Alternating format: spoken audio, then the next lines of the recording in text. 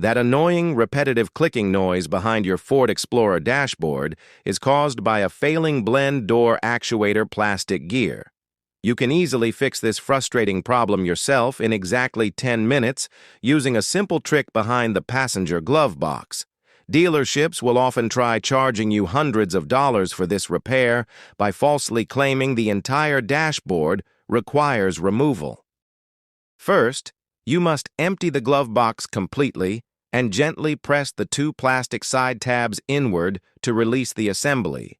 This action allows the glove box door to swing all the way down toward the floorboard, revealing the hidden internal components. Look straight back into the dashboard cavity to locate the small black plastic box mounted directly onto the air duct. Grab a simple 8mm socket wrench because it is the only mechanical tool you will need for this job. Reach inside the cramped space and carefully remove the two small mounting screws holding the broken actuator to the housing. You must maintain a firm grip on that socket wrench so you do not accidentally drop it behind the carpet. Once both screws are completely out, gently wiggle the old blend door actuator and pull it straight toward your body.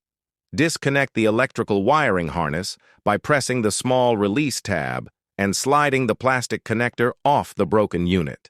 Take a quick moment to inspect the internal metal blend door flap to ensure it moves freely without any binding. Now take your brand new replacement actuator and plug the electrical wiring harness back into it until it clicks securely. Align the splined plastic shaft on the new actuator with the grooved hole on the internal metal blend door flap. Push the new part firmly against the plastic duct housing and carefully reinstall the two 8mm metal mounting screws. Start your engine and test the climate control system by switching between hot and cold air to verify proper operation. The annoying clicking sound will be completely gone, and your dashboard temperature controls will immediately function perfectly like new again.